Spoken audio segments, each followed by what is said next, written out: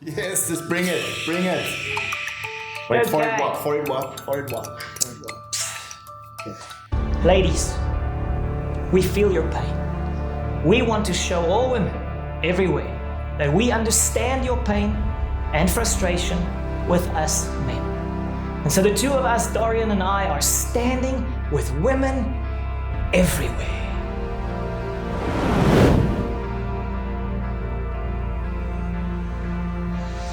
We're going where we've never gone before, undercover, and you might not recognize us.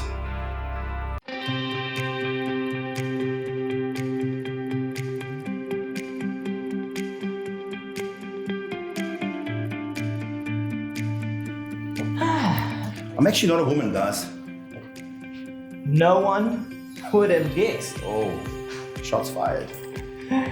So this is called a sense of humor test. No, I acted on Dances with Wolves with Kevin Costner. It was totally different. It was out in the wild and just more free. But anyway. Let's do it, man.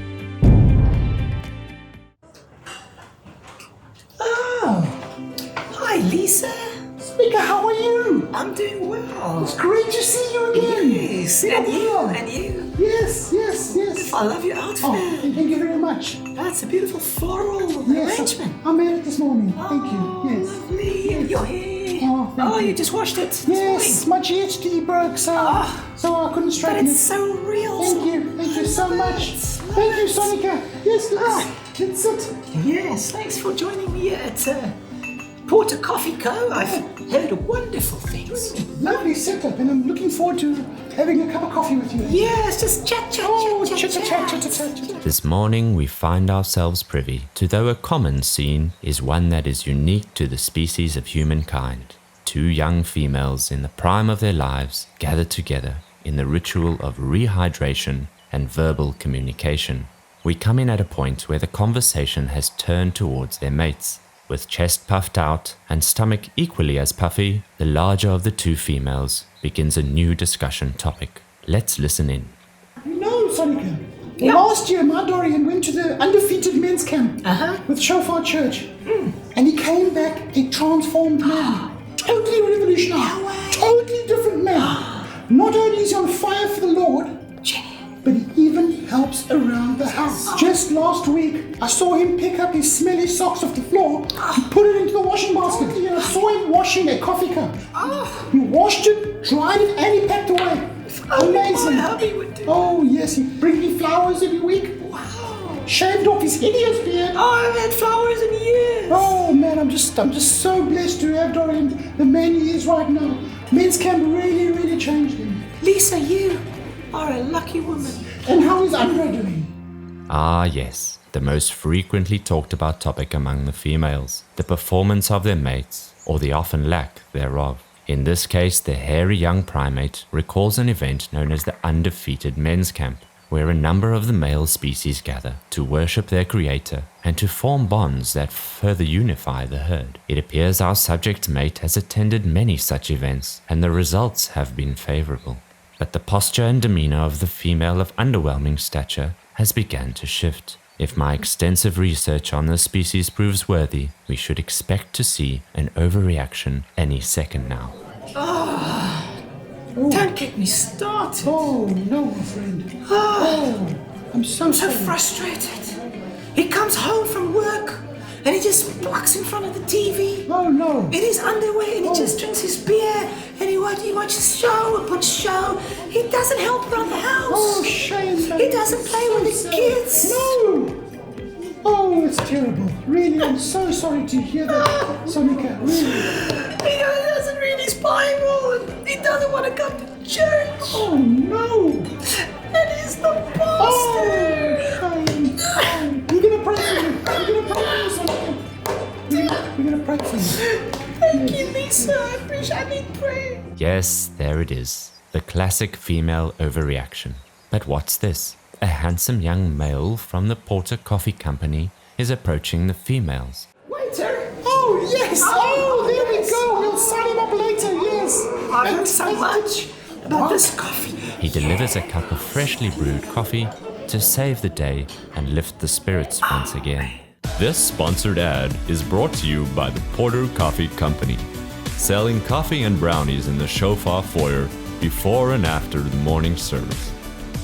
With beverage in hand and the liquid beginning to take its effect, the females hatch a plan to lure the lazy male to the camp. Back to my cunning plan. Coffee puts hair on my chest. Don't laugh. Don't laugh. It's something that I've been battling with since I was 15. But anyway, I've got a fantastic idea. I'm going to sign you under out for the men's camp. It's coming up now. Oh, thank you, Lisa. Yes, I'm going to sign him up. Andre Kruger. Yes. Bing, bing. 43 years old. And we'll let God do the work. Yes. Let God do the work. Amen. I'm so excited. I think we must celebrate. I feel like going to the ladies' room. Amazing. Let's go. Oh, thank you, Sonica. Thank you. And there you go. Our two females move from one ritual into another. Not wanting to spend a moment apart, they head for the lavatory together. They are indeed a strange species.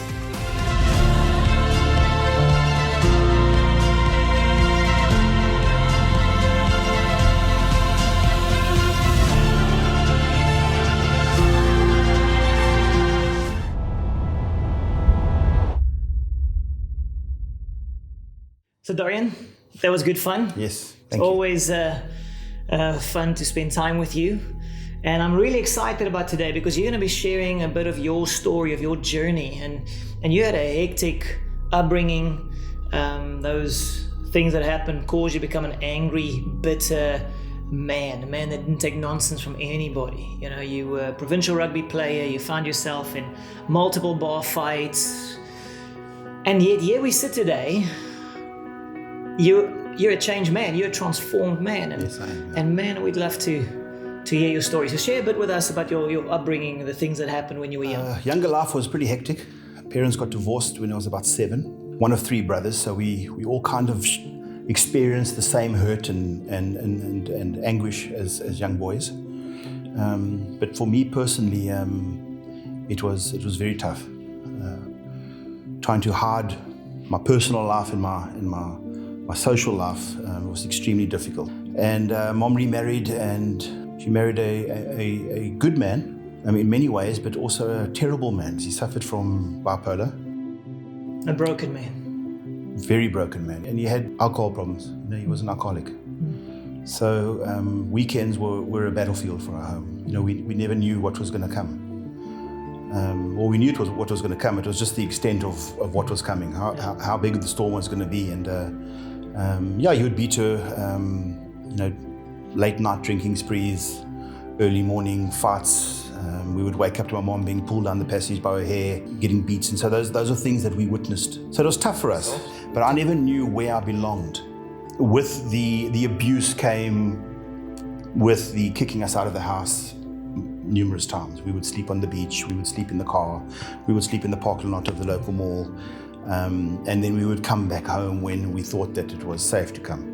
We didn't know where we were going to sleep the next day, and on one occasion, after throwing us out the house, we returned at about 5 o'clock in the morning because we knew we had to get to school, and he had burnt the house down. Well, part of the house had burnt down. The fire department was there, and the neighbors were there, and it was chaos, and that ingrained something in our hearts, in my heart.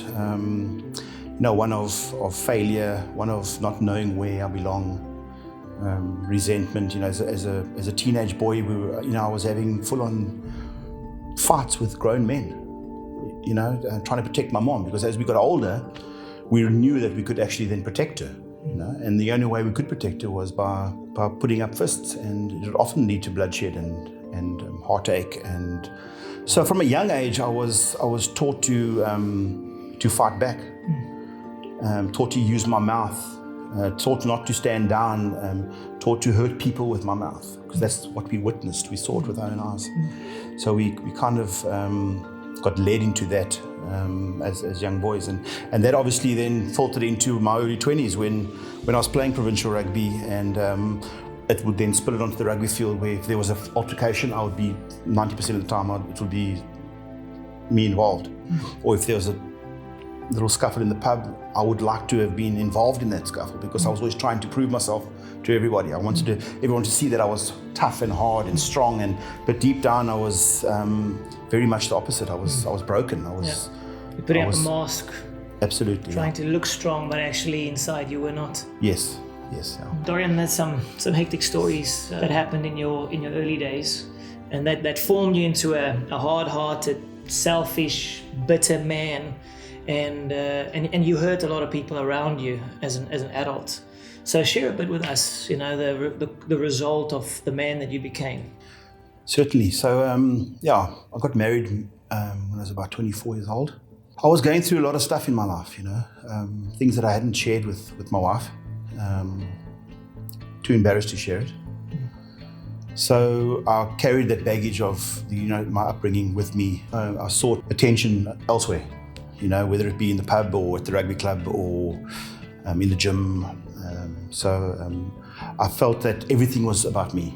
Nobody else mattered. I needed to benefit from every situation because of what I had been through. So you felt like a victim in a sense. I was a victim. That happened to me, and I deserve this. So I became extremely hard. It must have been very difficult to be in a relationship with me because everything was about me, and I made it all about me. I had an affair, so the marriage ended. By that time, I'd had 2 kids, and they were really affected by it. I hurt them a lot.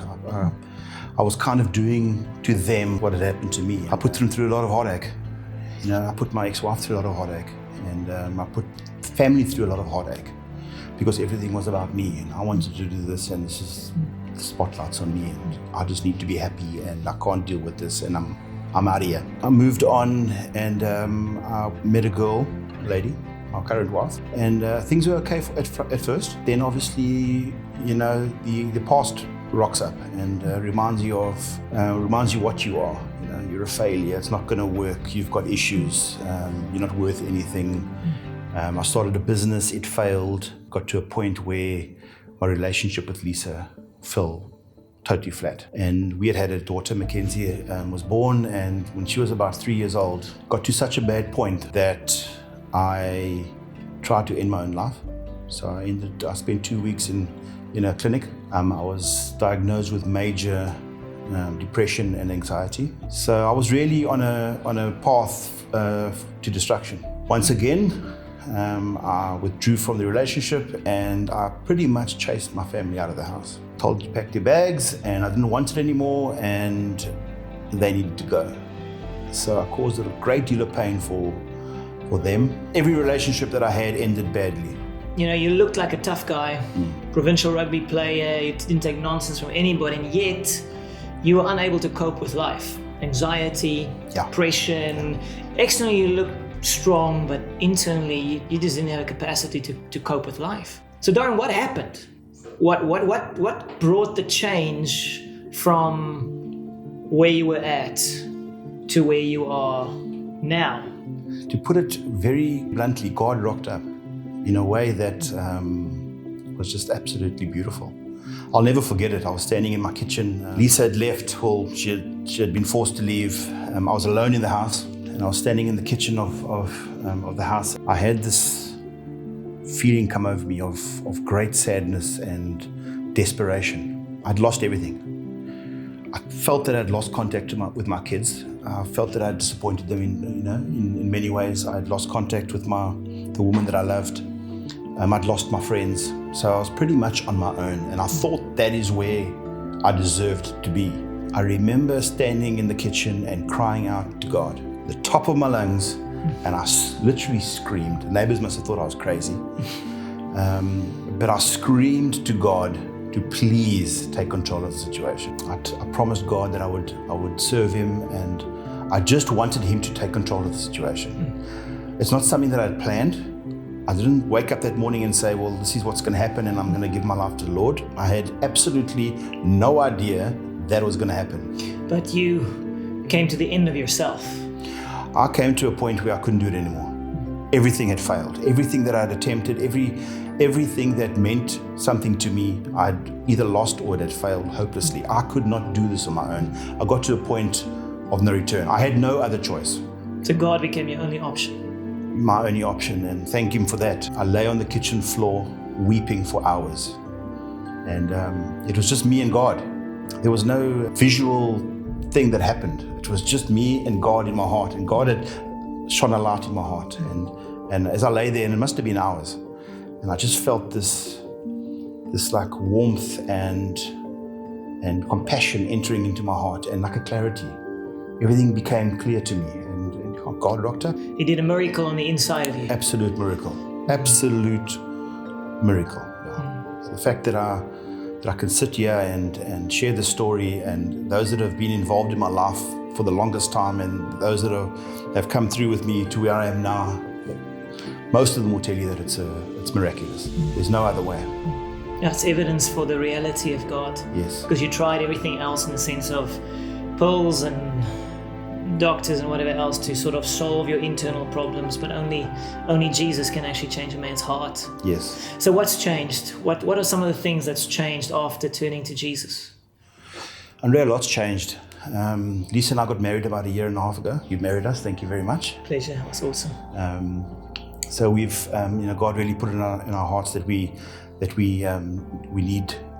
There's certain things that we need to do and put right in our life. And one of them was making a commitment. So we got married. Mackenzie's a happy child. My other 2 children are happy. I'm more grounded. I see things more clearly. I've apologized to hundreds of people. I've asked many people to forgive me for things that I've said and done. And because you and your father-in-law, you guys reconciled your relationship. Huh? yes, it was. He's one of the people that I hurt tremendously. As a father, he did his best to protect Lisa, and it was extremely difficult for him. We hated each other. I mean, we couldn't look at each other. And we've reconciled, and he's my best friend right now. He's the dad that I've never had. Oh, that's beautiful. So and he's just the most amazing man. So before it was a war zone. Yes. So God has really used this opportunity to mend a lot of hearts. So the result of turning to Jesus was that where previously bridges were burnt, with relationally speaking, now those bridges have been restored, and you could have healthy relationships with people around you. Yes. Because ultimately you changed. Yes. So that is just incredible. And I love to see, where you are currently. You faithfully coming to church, you're involved, you're leading a home group, you are passionate about Jesus and wanting to impact the world for Christ. You are a living testimony of the reality of God, that Jesus is real. And it's an inspiring story. I can really relate to Dorian's story. Without Jesus changing me, I would also have been a total mess today. So Dorian, your story reveals the reality and the power of Christ, who still changes lives today. So men, we owe it to the people around us to turn to Jesus, to allow Him to transform us from the inside out, so that we can love better and live a God-glorifying life. So I want to encourage you, make that decision today. Find a good church. Surrender your heart to Christ as Dorian did and as I did at the age of 18. This will be the best decision you could ever make. Thanks for listening. If you want more content like this, please subscribe below. We will see you in the next video. Thanks, Dorian. Thank you. It's great.